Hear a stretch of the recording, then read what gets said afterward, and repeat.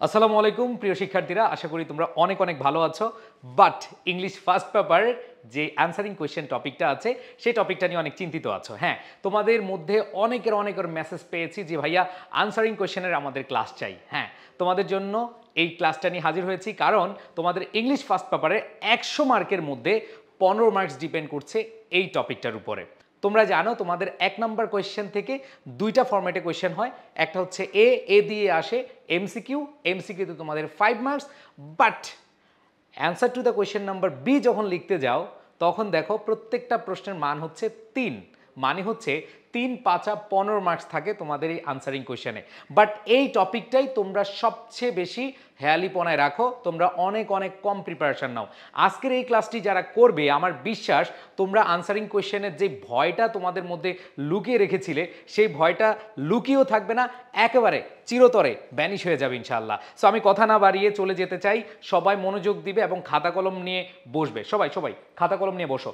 কোনোভাবে ফাঁকিবাজি করা যাবে না, কারণ তোমার এই 15 মার্কস তোমার এ প্লাস এবং ভালো রেজাল্ট করার জন্য অনেক বেশি গুরুত্বপূর্ণ। সো খাতা কলম সবাই রেডি করে নাও, আমরা চলে যাচ্ছি মেইন আলোচনায়। আচ্ছা, প্রথমেই তোমাদের দুইটা জিনিস মনে করিয়ে দিতে চাই।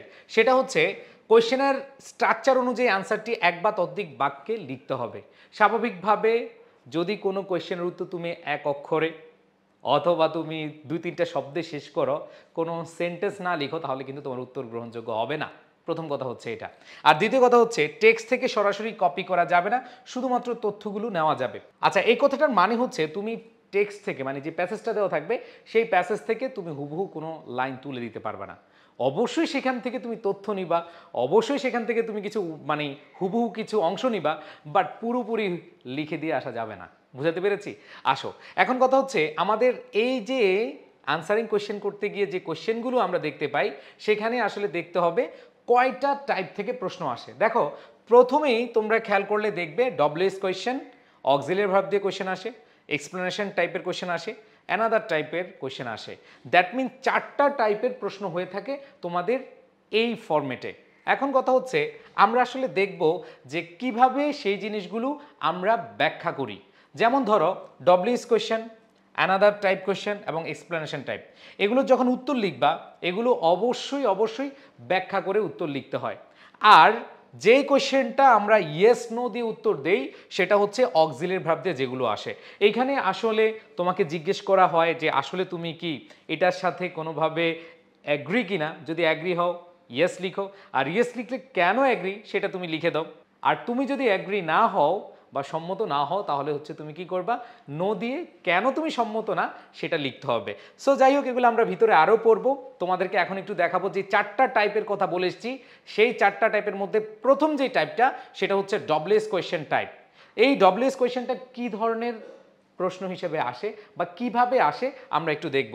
যেমন হোয়াট, এরপরে be verb, what is, what are, what was, এগুলো আসে। ওয়েন বি, ওয়েনের সাথে ইজ, ওয়েনের সাথে আর, ওয়াজ মানে হচ্ছে বি ভার্ব যেগুলো আছে। হোয়াট, ওয়েন, ওয়্যার, হাউ, তারপর হচ্ছে হু, হোয়াট, ওয়েন, ওয়্যার, হাউ, হু। এখানে দেখো এদের সাথে বি ভার্ব দিয়ে আসতে পারে অথবা এদের সাথে ডু ডাজ ডিড দিয়েও আসতে পারে। এটা হচ্ছে ডব্লিউএস টাইপ কোয়েশ্চেন।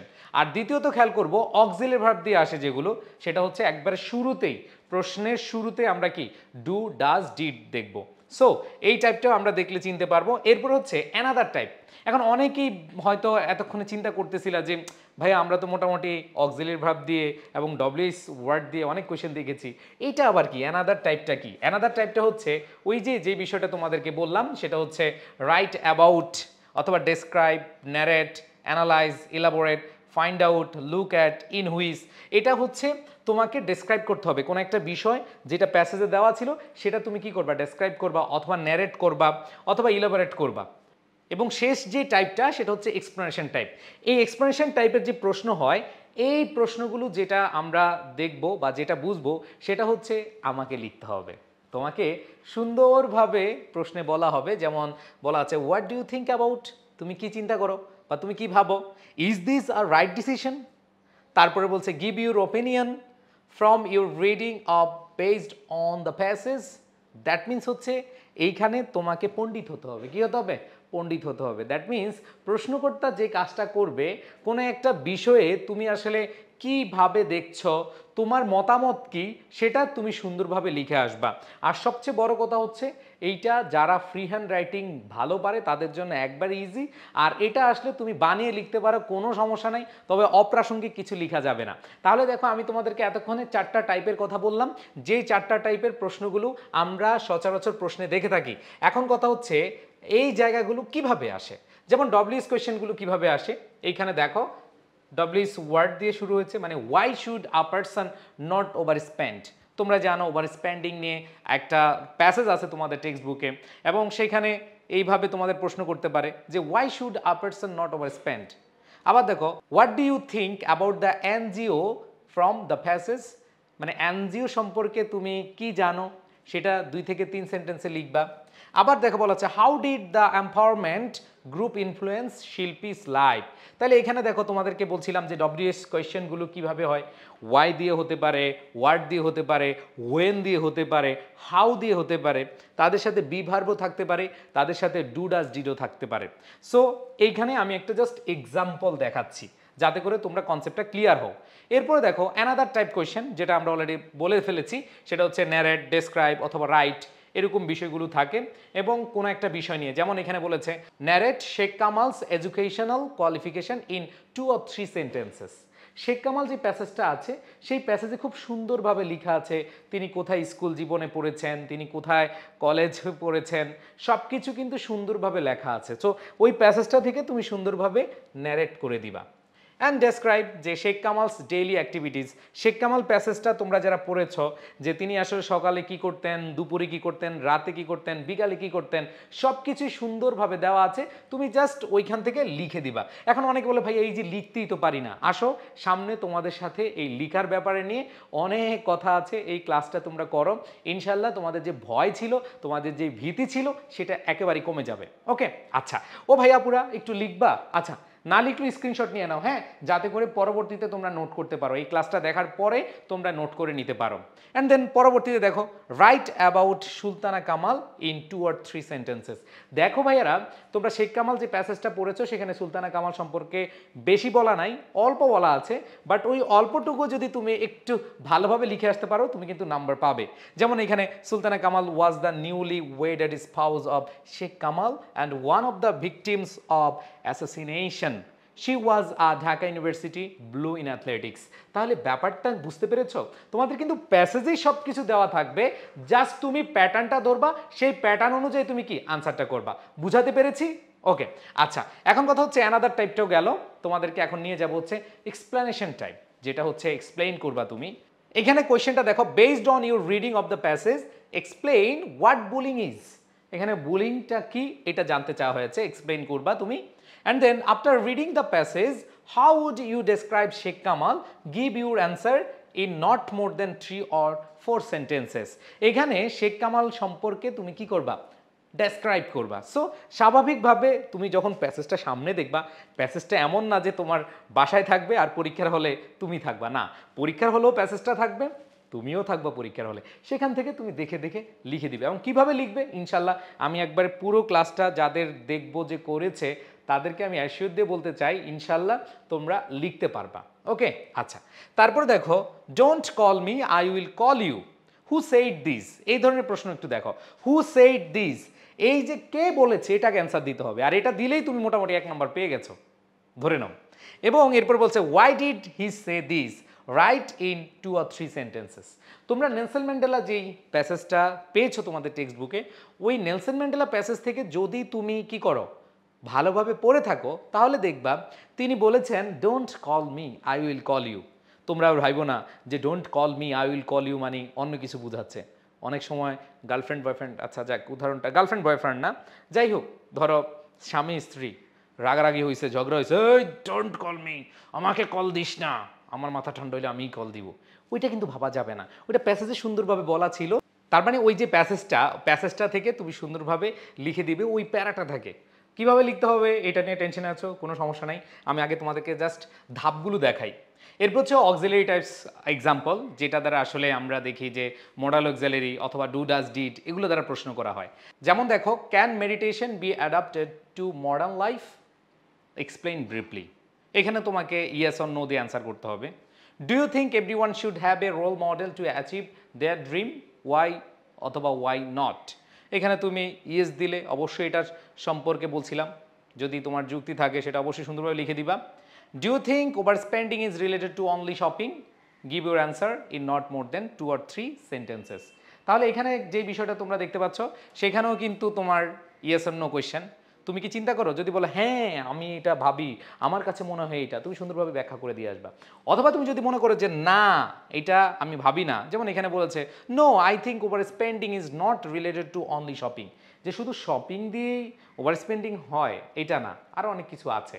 সো এগুলো তুমি লিখে দেবে, it is related to other activities as well such as eating out, therefore over spending refers to any kind of unnecessary expenses, লিখে দিয়ে আসবা। সো আমি তোমাদেরকে এতক্ষণে জাস্ট দেখালাম কিভাবে প্রশ্নগুলো আসে, এখন হচ্ছে কিভাবে উত্তর দিব। মেইন পয়েন্টে আমি চলে আসছি।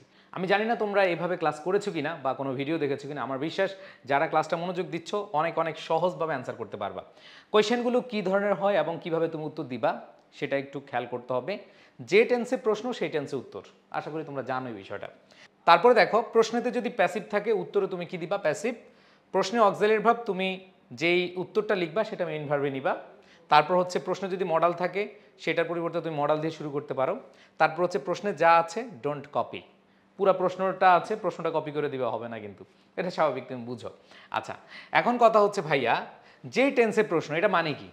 ধরো প্রশ্নটা হচ্ছে প্রেজেন্ট টেন্সে, তাহলে তুমি উত্তরটা কি প্রেজেন্ট টেন্সে দিবা। যেমন দেখো how does bullying effect a students life, এখানে আছে কি প্রেজেন্ট টেন্সে, তুমি উত্তরটা কি দিবা? প্রেজেন্ট টেন্সে দিবা। ওকে, এরপর দেখো যদি দেখি আমি প্যাসিভে থাকে প্রশ্নটা যে what was Nelson Mandela determined to do, এখানে ওয়াজ ডিটারমাইন্ড, দ্যাট মিনস প্যাসিভে আছে, তুমি কি দিবা? প্যাসিভে দিবা। নেলসন ম্যান্ডেলা ওয়াজ ডিটারমাইন্ড, আমরা জানি অক্সিলারি ভার্ব এবং বি থ্রি, অক্সিলারি ভার্ব এবং বি থ্রি মানে ভার্বের পাস্ট পার্টিসিপল হলেই সেটা হচ্ছে কি প্যাসিভ মুড হয়। যেমন এখানে বি ভার্বকে আছে ওয়াজ অক্সিলারি ভার্ব, এরপরে ভার্বের পাস্ট পার্টিসিপল আছে, সো এটা হচ্ছে আমাদের প্যাসিভ মুডে আছে। এরপরে খেয়াল করে দেখো প্রশ্নে অক্সিলারি ভার্ব, যেমন ডু ইউ থিঙ্ক, তুমি কি এখন ডু দিয়ে লিখবা? নো, এখানে অবশ্যই তুমি কি করতে হবে? মেইন ভার্ব দিয়ে লিখবা। এখানে দেখো do you think over spending is related to only shopping, তাহলে অবশ্যই তুমি কি দিয়ে শুরু করবা? সেই ক্ষেত্রে সাবজেক্টের পরে মেইন ভার্বটা নিবা, কোনো do does did auxiliary verb নিবা না। এরপরে দেখো কোয়েশ্চেনে যদি মডাল থাকে, মডাল থাকলে যে বিষয়টা সেটা হচ্ছে মডাল দিয়েই তুমি নিতে পারো, কারণ আমরা জানি মডালের পরে ভার্বের বেস ফর্ম দিতে হয়, মডালের পরে অলওয়েজ কি ভার্বের বেস ফর্ম দিতে হয়। যেমন দেখো how spending may lead one to financial ruin or ডেপ্ট, তাহলে তুমি যখন লিখবা সেক্ষেত্রে যেমন মে লিড আছে, তাহলে অবশ্যই তুমি মে লিড দিতে পারো, কোনো সমস্যা নাই, মডাল ইউজ করতে পারো। এখন কথা হচ্ছে স্ট্রাকচার, কিভাবে লিখবা, কি কি স্ট্রাকচার তুমি ফলো করবা। আসো স্ট্রাকচারগুলো হচ্ছে প্রধান এবং স্ট্রাকচারগুলো আমি তোমাদেরকে শেখাবো। প্রথমত দেখো একটা প্যাসেজ দেওয়া আছে মাই নেম ইজ আমেরিগো, এটা তোমরা অলরেডি তোমাদের বইতে পেয়েছো। I am 13 years old and I live on the street, এটা তোমরা অলরেডি সবাই পড়েছো। আমি এগুলা আসলে এখন পড়াতে আসি নাই, আমি জাস্ট তোমাদেরকে দেখাতে এসেছি যে তুমি কিভাবে অ্যান্সার করবে। ওকে, আচ্ছা এখন কথা হচ্ছে দেখো প্রশ্নগুলো যদি হু, হোয়াট, হাউ মেনি অথবা হাউ মাস দিয়ে আসে তুমি আসলে কিভাবে অ্যান্সার করবা। তাহলে হু, হোয়াট, হাউ মেনি অথবা হাউ মাস এগুলো যদি সাবজেক্ট হিসেবে তোমরা দেখতে পাও তাহলে তুমি অ্যান্সারটা করবা কিভাবে।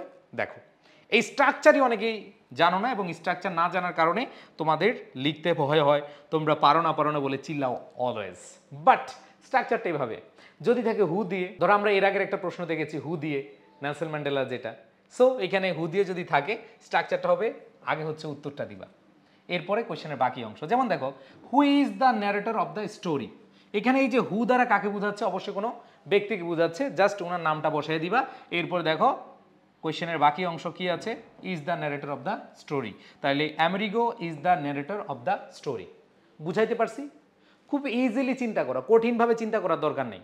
তোমার প্রশ্ন কিন্তু এইভাবেই আসে, আমরা এই যে একটু আগে দেখলাম। তাইলে এইখানে আমাদের অ্যান্সারটা দিতে হবে ওই হুড জায়গায় শুধু ব্যক্তিটা বসাই দিবা, এরপরে কোয়েশ্চেনের বাকি অংশ বসাই দিবা। বুঝাইতে পারছি? ওকে, আশা করি তোমরা বুঝতে পেরেছো। তারপরে দেখো পরবর্তীতে কি আছে, যদি তুমি দেখো hmm, what, how many, how much, যদি এগুলো অবজেক্ট হিসেবে, অবজেক্ট মানে কি পরে আমরা দেখি যে অংশটা বসে, সো এখানে অবজেক্ট হিসেবে যদি বসে তাহলে তুমি কিভাবে অ্যান্সার করবা, ঠিক আছে? আচ্ছা এখানে তুমি একটু খেয়াল করে দেখো, প্রথমে কোয়েশ্চেনের প্রথম থেকে মূল ভার্ব পর্যন্ত নিয়ে নিবা। যে কোয়েশ্চেনটা থাকবে সেখানে যদি দেখো হুম আছে, হোয়াট আছে, হাউ মেনি আছে, হাউ মাচ আছে এবং সেগুলো অবজেক্ট হিসেবে বসছে, এগুলো কি হিসেবে? অবজেক্ট হিসেবে বসছে, তাহলে তোমাকে যে কাজটা করতে হবে সেটা হচ্ছে কোয়েশ্চেনের প্রথম থেকে মূল ভার পর্যন্ত তুমি কি করবা? নিবা, এরপরে উত্তরটা লিখবা, এরপরে কি লিখবা? উত্তরটা লিখবা, অ্যান্ড দেন কোয়েশ্চেনের বাকি অংশ। তাহলে দেখো তিনটা পার্ট। প্রথম কথা হচ্ছে শুরু থেকে স্টার্ট করে ভার্বের আগ পর্যন্ত লিখলাম, এরপরে তুমি চিপার ভিতরে কি দিলা? উত্তরটা লিখলাম, অ্যান্ড দেন বাকি যেই অংশ আছে সেটা বসিয়ে দিলাম। তাহলে দেখো কিভাবে আমরা বুঝবো। What did the ice cream shop owner give him, এইখানে খেয়াল করে দেখো এইখানে কি দিয়েছে। What did the ice cream shop owner give him, তাকে কি দিয়েছে? কি দিয়েছে, দ্যাট মিন্স অবশ্যই সাবজেক্ট কে আছে? দ্য আইসক্রিম ওনার, অথবা the ice cream shop owner subject দেওয়া আছে। তাহলে এখানে দেখো কি লিখলাম? আইসক্রিম, দ্য আইসক্রিম ওনার অথবা দ্য আইসক্রিম শপ ওনার, গিভের জায়গায় কি হবে? গেভ হবে, কারণ এখানে ডিড আছে, পাস্ট টেন্সে আছে। আমি তোমাদেরকে বলছিলাম পাস্ট থাকলে পাস্ট নিবা, প্রেজেন্ট থাকলে কি? প্রেজেন্ট নিবা, তাই না? তাহলে এখানে দেখো আমাদের কি হবে? আইসক্রিম শপ ওনার গেভ হিম, এই যে গেভ হিম লিখলা, এরপরে কি দিয়েছিল? Something to it and let him slip in the shop. তোমাদের মনে আছে যে আমেরিগো? মনে থাকার বিষয় না, তোমরা হচ্ছে এই প্যাসেজটা যারা দেখেছো সেখানে অ্যান্সার দিতে পারো। যেমন এখানে লেখা আছে the owner of the shop gave me something to it, gave me something to it. Okay, so এইভাবে আশা করি তোমরা দ্বিতীয়টা বুঝতে পেরেছো। তাহলে প্রথমটা কি বললাম? যদি দেখো হু দ্বারা আছে, দ্যাট মিন্স তুমি ওই ব্যক্তির নামটা বসে বাকি অংশ বসিয়ে দিবা। আর যদি হোয়াট অথবা হাউ মেনি, হাউ মাচ অথবা হুম এগুলোর দ্বারা কোনো অবজেক্ট হিসেবে তুমি আইডেন্টিফাই করছে এরকম কিছু বুঝো, তাহলে তুমি কি করবা? এই যে এইভাবে এই ফর্মুলায় অ্যান্সার করবা। এবার আসো, হোয়াট দিয়ে প্রশ্ন করলে অনেক সময় ব্যাখ্যামূলকও হতে পারে। ইয়েস, যেটা আমি তোমাদেরকে বলছি ব্যাখ্যামূলক মানে হচ্ছে যেটা হচ্ছে ডেসক্রাইব টাইপ অথবা এক্সপ্লেইন আকারে যেগুলো আসে। যেমন এখানে দেখো what is your impression about Americas parents, তার মানে আমেরিকার যে প্যারেন্টসের বিষয়ে বলা আছে, তোমরা দেখেছো যে তারা ডিভোর্সড, তারপর হচ্ছে তাকে কেউ নিতে চায় না, এই বিষয়ে আসলে তোমার ইমপ্রেশন কি, তুমি সেটা বানিয়ে লিখে দিবা, ঠিক আছে? যেমন এখানে my opinion is that both of Amerigo's father and mother are self centered, তারপর বলেছে they only think about themselves not for Amerigo, they are not well aware of well being of Amerigo. That means আমরা যেটা খুব সহজেই answer করতে পারি যে স্বাভাবিকভাবে তারা আত্মকেন্দ্রিক হয়ে গেছিল, তারা তার খবর নেওয়ার মানে আমেরিকা খবর নেওয়ার প্রয়োজন মনে করে না, তাদের যে একটা বাচ্চা আছে তাদের যে ওয়েলবিংয়ে কাজ করতে হবে সেটা নিয়ে তারা কোনো বোধার না। ওকে, সো এইবার একটু আসো যে সাবজেক্ট বা অবজেক্ট হিসেবে আমরা প্রথম দেখলাম সাবজেক্ট, পরে দেখলাম কি অবজেক্ট, হু দিয়ে, পরে হু হোয়াট অথবা হুম দিয়ে। এখন এইখানে একটু বিষয় আছে, যদি এই সাবজেক্ট বা অবজেক্ট এর যেই উত্তরটুকু বা এটা দিয়ে যে উত্তরটা লিখবা ওটা যদি কোনো ব্যক্তি না হয়ে কোনো একটা ক্লজ হয়, কোনো একটা কি হয়? ক্লজ হয়, মানে হচ্ছে সাবজেক্ট এবং ভার্ব থাকে যেখানে, মানে সেন্টেন্সের মতো যদি হয় এরকম যে তোমার সেন্টেন্সের মতো লিখতে হবে, তাহলে তুমি কিভাবে অ্যান্সারটা করবা? জাস্ট দ্যাট যোগ করে দিবা। যেমন দেখো what is painful for Amerigo, তাইলে হচ্ছে that Amerigo's parents told him to go away, এটাই ছিল তার জন্য কি? পেইনফুল। ওকে, তো আমরা এটা সেন্টেন্স আকারে বা ক্লজ আকারে লিখলাম এবং সেখানে অবশ্যই কি একটা দ্যাট ইউজ করে দিবা, একটা কি দ্যাট ইউজ করে দিবা। ওকে, আচ্ছা, তার মানে হচ্ছে আমরা প্রথম যে দুইটা পড়লাম ওই দুইটার একটা বড় ভার্সন এটা। এবার একটু খেয়াল করো, মনে রাখতে হবে সাবজেক্ট বা অবজেক্ট, আমরা জানি সাবজেক্ট অবজেক্ট কি হয়? নাউন হয়, তাই না? অথবা নাউন ফ্রেজ হয়, অথবা প্রোনাউন হয়, অথবা নাউন সমতুল্য। আমরা জানি নাউন সমতুল্য কি হয়? ইয়েস, আমরা জানি ইনফিনিটিভ নাউন সমতুল্য হিসেবে কাজ করে, আমরা জানি জিরান্ট নাউনের মতো কাজ করে। মনে আছে তোমাদের? মনে না থাকলে মনে রাখো। তার মানে হচ্ছে সাবজেক্ট অবজেক্ট কি হয়? নাউন হয় অথবা প্রোনাউন হয়, নাউন ফ্রেজও হয়, আবার নাউন সমতুল্য মানে ইনফিনিটিভ জিরান্ড হয়, তাই না? সো এই ক্ষেত্রে আমরা কিভাবে অ্যান্সারগুলো লিখব আসো একটু তোমাদেরকে বুঝাই। এখানে একটু খেয়াল করে দেখো, what was Americas first job, এখানে বলেছে যে আমেরিকার প্রথম চাকরিটা কি বা প্রথম কাজটা কি। তাহলে এখানে যে বিষয়টা দেখো, Amerigo's first job was to collect trash and sell it to a vendor. তো এখন তুমি যদি বলো যে ভাইয়া আমি টু কালেক্ট দিব না, আমি দিব কালেক্টিং ট্র্যাশ, তাহলে তুমি ইনফিনিটিভ দিয়েও লিখতে পারো, জিরান্ড দিয়েও লিখতে পারো। সহজ ভাষায় তুমি নাউন লিখতে পারতেছো না, তুমি কি লিখতে পারবা? তুমি চাইলে ইনফিনিটিভ লিখতে পারবা অথবা জিরান্ড লিখতে পারবা, হয় টু প্লাস ভার্বের বেস ফর্ম লিখতে পারবা অথবা জিরান্ড ফর্ম লিখতে পারবা, মানে ভার্ব প্লাস আইএনজি ফর্ম লিখতে পারবা।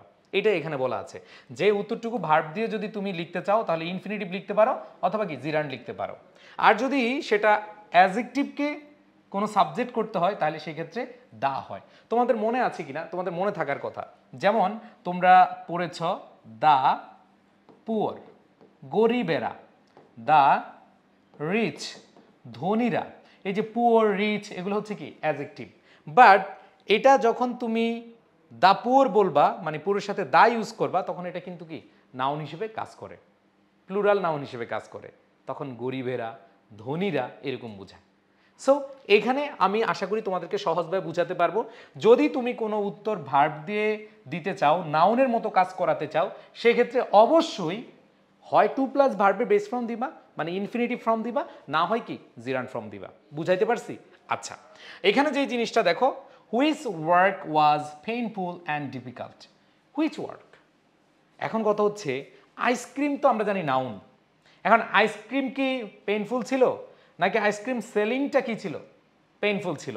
তাহলে সেই ক্ষেত্রে তুমি কি করতে পারো, সেলিং আইসক্রিম অথবা টু সেল আইসক্রিম। তাহলে বিষয়টা বুঝো, একবার শর্টভাবে তোমাদের বুঝাই। তিনটা জিনিস আমরা এতক্ষণে পড়েছি। নাম্বার ওয়ান, হু দিয়ে, যেগুলো আসলে সাবজেক্ট হিসেবে আমরা অ্যান্সার করি। দ্বিতীয়টা হচ্ছে হুম অথবা ওয়ার্ড, যেগুলো আমরা অবজেক্ট হিসেবে ব্যবহার করে থাকি। তাহলে সেই ক্ষেত্রে যদি মানে কোনো ব্যক্তিকে বোঝায় বা ছোট ছোট অ্যান্সার হয় অথবা ক্লজ হয়, এগুলো আমরা অ্যান্সার করতে পারলাম। বাট যদি কোনো ভার্বকে সাবজেক্ট হিসেবে বসাইতে চাও তাহলে সেই ক্ষেত্রে নাউন ইকুইভ্যালেন্ট মানে ইনফিনিটিভ অথবা কি জিরান্ড ব্যবহার করতে হয়। আর যদি তুমি বলো যে না ভাইয়া আমি হচ্ছে অ্যাডজেক্টিভকে বসাবো, তাহলে অ্যাডজেক্টিভকে বসালে অবশ্যই তার সাথে দা বসাবা, তাহলে সেটা কি হয়ে যাবে, তাহলে সেটা নাউন হয়ে যাবে। বুঝাইতে পেরেছি? বা নাউনের মতো কাজ করবে। সো আশা করি এই বিষয়টা ক্লিয়ার। দেখো এগুলো হচ্ছে তোমাদেরকে একটু ডিপলি পড়াচ্ছি যাতে করে তোমরা সহজভাবে অ্যান্সার করে আসতে পারো। এবার বলেছে হোয়াট, এরপরে সাহায্যকারী ভার্ব মানে হচ্ছে অক্সিলিয়ারি ভার্ব থাকবে, নাউন প্রোনাউন থাকবে, এরপরে ভার্ব ডু অথবা হ্যাপেন, হ্যাঁ কোনো করা ঘটা এরকম যদি বুঝায়, বা হোয়াট হ্যাপেন্স এগুলো দ্বারা যদি প্রশ্ন করে তাহলে সেই ক্ষেত্রে আমরা কি অ্যান্সার করব। যেমন দেখো হোয়াট ডিড আমেরিগো ডু, এখানে কি আছে, ডু আছে। আবার দেখো হোয়াট হ্যাপেন্ড, এই যে ডু ভার্ব অথবা হ্যাপেন্ড ভার্ব এগুলো দিয়ে যদি আমাদের অ্যান্সার থাকে তাহলে আমরা কিভাবে অ্যান্সারটা করব। যেমন দেখো what did Amerigo do before selling ice cream, সে কি করতো, তার মানে কি আমেরিগো দিয়ে সাবজেক্টটা বসালা, use to collect trash and sell it to a vendor before selling ice cream. তাহলে এই যে বিফোর সেলিং আইসক্রিম এটা লেখা থাকবে, তুমি যে কাজটা করবা সেটা হচ্ছে সাবজেক্ট বসাবা, এটা হচ্ছে শেষ অংশ, দেখো স্ট্রাকচারটা দেখো, এখানে হচ্ছে শেষ অংশ, আর মাঝখানে জাস্ট তুমি কি কাজটা সেটা বসাই দিবা। বুঝাইতে পারছি? আবার খেয়াল করো what happen to Amerigo when his parents left him, তাহলে আমেরিগো সাবজেক্ট বসালাম, সাবজেক্ট বসিয়ে আমাদের যে জিনিসটা দেখতে হবে সেটা হচ্ছে এই যে when his parents left him, এই যে শেষ অংশটুকু লিখলাম, মাঝখানে জাস্ট আমি অ্যান্সারটা বসালাম, কি কাজ করেছিল বা কি হয়েছিল, কি ঘটেছিল, বিকেম আ স্ট্রিট চাইল্ড, তাই না বিষয়? তার বাবা মা যখন চলে গেল সে তখন সে কি পথশিশু হয়ে গেল, তাই না? তাহলে ব্যাপারটা বুঝো যে কোনো জিনিসটাকে কঠিন করো না, তোমাদেরকে যে স্ট্রাকচারটা শিখাচ্ছি এগুলো দেখে তুমি প্র্যাকটিস করো, ইনশাল্লাহ অনেক ভালো করতে পারবা। ওকে, আচ্ছা এরপরে আসো আমি তোমাদেরকে নিয়ে যাই পরবর্তীতে। হাউ, হাউ দ্বারা আমরা জানি কেমন অর্থ প্রকাশ করে, আর কেমন বুঝালে অবশ্যই কি অ্যাডজেক্টিভ হয়। হ্যাঁ, এই ছেলেটা কেমন, মেয়েটা কেমন, তার মানে অবশ্যই কি তুমি যখন বলবা কেমন এটার উত্তরে তুমি অবশ্যই অ্যাডজেক্টিভ বলবা, তুমি সেখানে অবশ্যই নাউন বলবা না, তুমি অবশ্যই সেখানে ভার্ব বলবা না, তাই না? আচ্ছা, আর মনে রাখবা এটা বোঝার একটা সহজ উপায় আছে, এটা বোঝার সহজ উপায়টা সেটা হচ্ছে এখানে লিঙ্কিং ভার্বগুলো থাকে। ভার্বটা কি থাকে? Linking verb. এই যে be verb, seem, look, appear, taste, feel এগুলো হচ্ছে কি লিঙ্কিং ভার্ব। ধরো তুমি লিঙ্কিং ভার্ব জানলাই না, তারপরে তোমাদেরকে আমি এভাবে বলি যে কিভাবে হবে। কোয়েশ্চেনের যেই বিষয়টা বলা আছে হাউ ইজ আমেরিগোস লাইফ, তার মানে আমেরিগোর লাইফ সম্পর্কে বলা আছে, এটা সামনে নিয়ে আসো আমেরিগোস লাইফ, এরপর ইজ আছে আমেরিগোর লাইফ কেমন, পেইনফুল, শেষ, উত্তর কিন্তু শেষ। তাহলে ব্যাপারগুলো কিন্তু সহজভাবে যদি ভাবো সহজ হয়ে যাবে। অ্যান্ড দেন পরবর্তীতে দেখো হাউ, এটা যদি কিভাবে বুঝায়, তাহলে কেমন বুঝাইলে তুমি অ্যাডজেক্টিভ দিবা, ছেলেটা কেমন, মেয়েটা কেমন, এটা হচ্ছে কি দিবা, অ্যাডজেক্টিভ দিবা। বাট কিভাবে বুঝালে একটা প্রসেস হবে, কি হবে, প্রসেস হবে। আর এটার অ্যান্সার করা খুবই সহজ। কিভাবে বুঝালে মনে রাখবা, বাই প্লাস আইএনজি দিবা।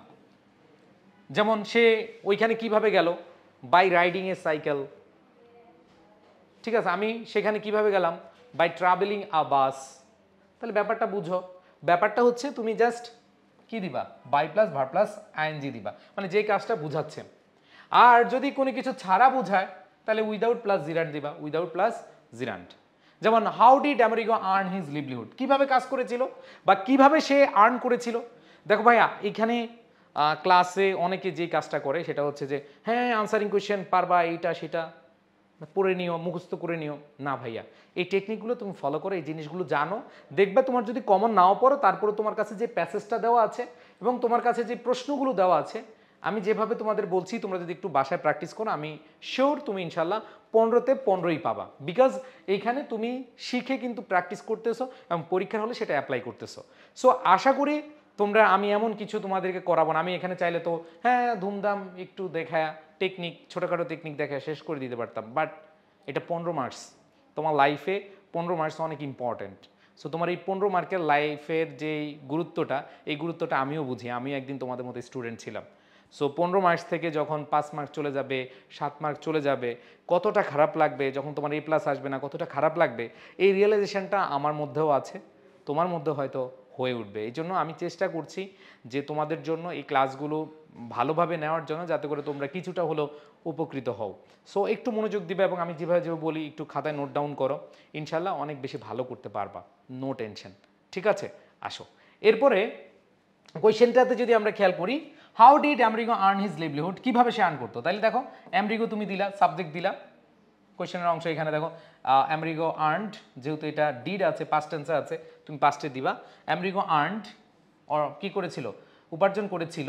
এখন আসো এই যে হিজ লিভলিহুড, হিজ কি লিভলিহুড বাই, এই যে বাই দিবা, এরপরে কিভাবে করছিল, কালেক্ট করতো, তার মানে verb plus ING, by collecting trash and selling ice cream. Okay, যেটা আমাদের প্যাসেজে সুন্দরভাবে লেখা থাকবে। দেখো ম্যাক্সিমাম জিনিস কিন্তু, মানে একটা প্রশ্নের উত্তরের প্রায় 70% তোমার কাছে আছে, জাস্ট তুমি আমি যেভাবে বলে দিচ্ছি, যেভাবে তোমাদেরকে স্ট্রাকচার দেখাচ্ছি, ওইটাকে তুমি কি করবা, অ্যাপ্লাই করবা, enough for you, just enough for you. ঠিক আছে, আচ্ছা তুমি যদি এভাবে পড়ে মানসিক শান্তি পাও, দ্যাটস এনাফ ফর ইউ নাকি। আচ্ছা তাহলে দেখো হুইচ প্লাস নাউন, যদি হুইচ দ্বারা পাও অথবা হোয়াট প্লাস নাউন দ্বারা পাও, সেক্ষেত্রে তুমি কিভাবে অ্যান্সারটা করবা। তাহলে এটা আরো সহজ, এটা আরো সহজ যে হুইচ প্লাস নাউন যদি থাকে, যেমন which house, which incident, which plus যে কোনো ধরনের নাউন থাকতে পারে, অথবা হোয়াটের পরে কি নাউন থাকতে পারে, এই ক্ষেত্রে তুমি কিভাবে অ্যান্সারটা করবা। স্ট্রাকচারটা হচ্ছে এই দা প্লাস নাউন নিবা আগে, দা প্লাস কি নাউন নিবা, হুইচের পরে অথবা হোয়াটের পরে যে নাউনটা থাকবে সে নাউনটা নিবা। যেমন দা এরপরে কি নিবা, নাউনটা নিবা, এরপরে কোশ্চেনের বাকি অংশ নিবা। এ ভাই আপুরা খেয়াল করো, একবার ইজিলি চিন্তা করো, কোশ্চেনের কি বাকি অংশটা নিবা, এরপরে টেন্স অনুসারে বিভাগ বসায় দিবা, উত্তর বসায় দিবা। এখন আসো তোমাদেরকে অ্যাপ্লাই শিখাই। দেখো হুইচ ইনসিডেন্ট আছে, তার মানে তুমি কি লিখবা, দা ইনসিডেন্ট। হুইচ ইনসিডেন্ট আছে, তুমি কি লিখবা, দা ইনসিডেন্ট। দা ইনসিডেন্ট লেখার পরে তুমি যেটা আছে সেটা একটু লেখার চেষ্টা করবে। এখানে দেখো যে হ্যাজ চেঞ্জড আমেরিকোস লাইফ ইজ, বিভার বসায় দিলা, হিজ প্যারেন্টস সেপারেশন, তার মানে তার জীবনটা কি হয়ে গিয়েছিল, পরিবর্তিত বা পরিবর্তন হয়েছে। কেন, সেটা হচ্ছে তার বাবা মা যখন সেপারেশনে গিয়েছে। ওকে, আশা করি তোমরা এতটুকু ক্লিয়ার। অ্যান্ড দেন পরবর্তীতে ওয়াই, ইয়েস ওয়াই, ওয়াই কেন, কেন কেন, এই যে কেন কেন পাচ্ছ, কেন পেলে তো কেনর উত্তরের অভাব নাই, তাই না। আচ্ছা এই কেন দ্বারা যদি প্রশ্ন থাকে তাহলে আমরা কয়েকভাবে অ্যান্সার করতে পারি। প্রথম হচ্ছে বিকজ দিয়ে, কারণ বুঝালে, যদি কারণ বুঝায়, হ্যাঁ এই তুমি এখানে কেন গিয়েছো, কারণ আমার ড্যাশ ড্যাশ ছিল, কারণ, তাই না। আচ্ছা তাহলে দেখো মনে রাখবা, বিকজ দ্বারা কারণ বুঝালে আমরা যদি কোনো কারণ দেখি তাহলে বিকজ আমরা বসায় দিই, তাই না। তার মানে কিভাবে লিখবো, কোশ্চেনের অংশ, উত্তরের অংশ, সাবজেক্ট প্লাস ভার্ব, এরপর এক্সটেনশন মানে বাকি অংশ। যেমন দেখো ওয়াই, কেন কেন কেন কেন did America stop doing the first job of collecting trash. সুন্দর হিসাব, তুমি কোয়েশ্চেনের অংশটা বসাও, কোয়েশ্চেনের অংশ বসাও কি, America stop doing the first job of collecting trash, of collecting trash. এইবার আসো বিকজ, কারণ দিয়ে আসবা, এই যে উত্তরের অংশ লিখবা, বিকজ, বিকজ দিয়ে শুরু করবা। He had a serious infection and the doctor told him to stay away from the trash dump. এই ভাইয়া আপুরা একটু মনোযোগ দাও তো, এই লাইনটা সুন্দরভাবে তোমাদের প্যাসেজে আছে কিনা, বলো তো আছে কিনা, সুন্দরভাবে প্যাসেজে আছে কিনা, আছে না, আছে। সো এখানে তুমি কি সুন্দরভাবে অ্যান্সারটা দিতে পারো। ওকে, আচ্ছা এবার আসো, বিকজ অফ অথবা ফর দিয়েও তুমি কি কেনর উত্তর দিতে পারো। কেনর উত্তর দিবা কি বিকজ অফ অথবা কি ফর দিয়ে। যেমন দেখো এটা কিভাবে হবে, কোনো কিছুর জন্য বুঝালে বা কোনো কিছুর কারণে বুঝালে প্রথমে কোশ্চেনের অংশটা দিবা, এরপর উত্তরের অংশ, নাউন প্রোনাউন, শেষ, খেলা শেষ।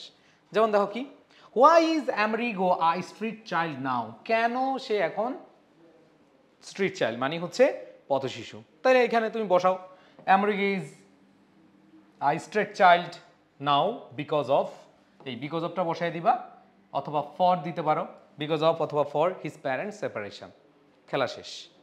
অ্যান্ড দেন পরবর্তীতে আরেকটা উত্তর তুমি দিতে পারো টু দিয়ে, কি করতে বুঝালে, ঠিক আছে, কি করতে বুঝালে, প্রথম হচ্ছে কারণ বুঝালে বিকজ, কোনো কিছুর জন্য বুঝালে বিকজ অফ অথবা কি ফর, অ্যান্ড দেন যেটা আছে সেটা হচ্ছে কোনো কিছু করতে বুঝালে টু হবে, কোনো কিছু করতে বুঝালে কি হবে, টু হবে। এখানে যে বিষয়টা তোমরা একটু খেয়াল করবা সেটা হচ্ছে কোশ্চেনের অংশ থাকবে, কোশ্চেনের অংশ, এরপরের উত্তরের অংশ, ভার্বটি বেস ফ্রম, এরপর এক্সটেনশন। দেখো ভাইয়ারা কিভাবে লিখবা, যেমন দেখো why did Amerigo collect trash and sell it to a vendor, why কারণ বুঝাচ্ছে, কেন, কেন, কেন দ্বারা আসলে কোনো করা বুঝাচ্ছে, কোনো কাজ করা বুঝাচ্ছে, এখানে তো জন্য বুঝায় না, এখানে কোনো কারণ বুঝায় না, এখানে জন্য বুঝাচ্ছে। যেমন দেখো তাহলে আমি লিখলাম Amerigo collected trash and sold it to a vendor, তাহলে এখান থেকে দেখো পুরো অংশটুকু আমি লিখে দিলাম, দেখো Amerigo collect trash and sell it to a vendor লিখে দিলাম। টু, উদ্দেশ্য কি ছিল, তার উদ্দেশ্য ছিল, হ্যাঁ উদ্দেশ্য ছিল to earn his livelihood, to earn his livelihood, just to এর পরে তুমি অংশটুকু দিয়ে দিলে, তারপরে করলে খালাস, খতম, বুঝাইতে পারছি। আচ্ছা এরপরে দেখো তাহলে আমরা ওয়াই দ্বারা যেগুলো আছে এটা অ্যান্সার করতে পারলাম। এখন হচ্ছে ওয়েন অথবা ওয়ার দ্বারা যখন থাকবে সময় বা স্থান, ওয়েন দিয়ে বুঝাবে কি সময়, ওয়ার দ্বারা মানে কি স্থান বুঝাবে, তাই না। আচ্ছা তো ভাই আপুরা একটু দেখো, কোয়েশ্চেনের অংশ প্লাস প্রিপোজিশন সময়, খেলা শেষ। কোয়েশ্চেনের অংশ প্রিপোজিশন প্লাস স্থান। টেকনিকটা কি, টেকনিকটা হচ্ছে তুমি যদি ওয়েন এবং ওয়ার দ্বারা কোনো প্রশ্ন পাও, আগে কি করবা, প্রশ্নের অংশটা লিখবা, লিখার পরে তোমার যে কাজটা করতে হবে প্রিপোজিশন বসাবা, এরপরে সময়, আর কোয়েশ্চেনের অংশ প্রিপোজিশন, তারপরে কি স্থান। যেমন দেখো ওয়ার ডাজ আমেরিগো লিভ, তার মানে হচ্ছে আমেরিগো লিভস, এটা দিলে কোয়েশ্চেনের অংশ। এবার প্রিপোজিশন, আমরা জানি স্ট্রিট, এটা হচ্ছে স্থান, স্থানের পূর্বে কি বসে, স্ট্রিটের পূর্বে কি বসে, অন বসে, বসায় দিলাম। তাহলে সহজ টেকনিক, ওয়েন অথবা ওয়ার থাকলে তুমি আগে প্রশ্নের অংশ নিবা, এরপর প্রিপোজিশন বসাবা, অ্যান্ড দেন বাকি অংশ। কোথায় হলে স্থান বুঝাবে মানে স্থান বসায় দিবা, আর যদি সময় বুঝায় কখন। ক্লিয়ার, আশা করি বুঝতে পেরেছ। এরপরে আসো ডব্লিউএস ওয়ার্ড দ্বারা কোয়েশ্চেন করা না হলে উত্তরটি নিম্ন ধরনের গঠিত করা। ওই যে ইয়েস নো কোয়েশ্চেন, যেটা আমরা বলছিলাম যে yes or no, auxiliary verb দিয়ে বলো আর যেভাবে বলো, যদি আমরা দেখি ইয়েস নো কোয়েশ্চেন থাকে, ইয়েস নো কোয়েশ্চেন উত্তরটা আমরা একবার শুরু থেকে বলছি। যদি তুমি নো বলো, যেমন is America happy in his life, ওই তুমি কি মনে করো সে সুখী ছিল, নো, তার মানে নো, কেন নো, তুমি হচ্ছে লিখবা যে America is not happy in his life. কিন্তু প্রশ্নটা যদি বলে যে এক্সপ্লেইন, এখান থেকে যদি বলে explain 2 or 3 sentences, in 2 or 3 sentences, তখন তুমি আর একটু বাড়ায় লিখলাম।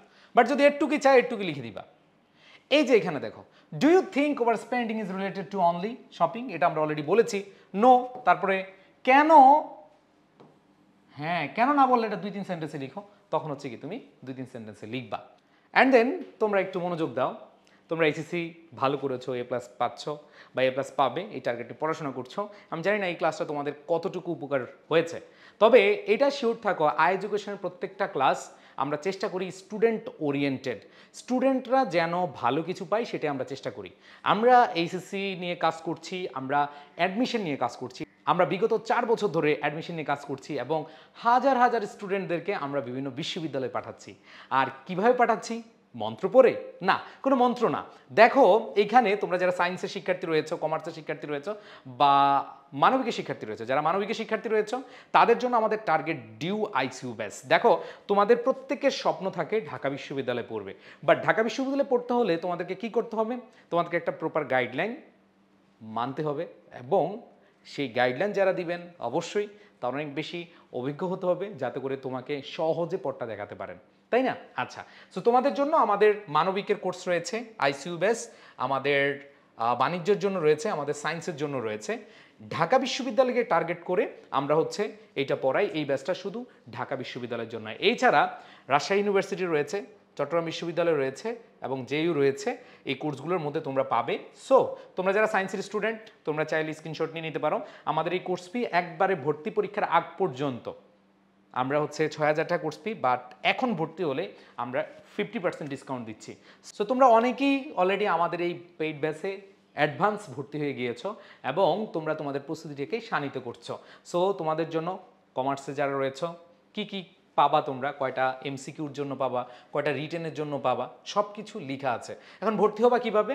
আচ্ছা, ভর্তি হওয়ার জন্য তোমাদের যে নম্বরটা দেওয়া আছে 018101030112 এই নাম্বারে কল দিয়ে ভর্তি হয়ে যেতে পারো। নো টেনশন, দেরি করার দরকার নেই।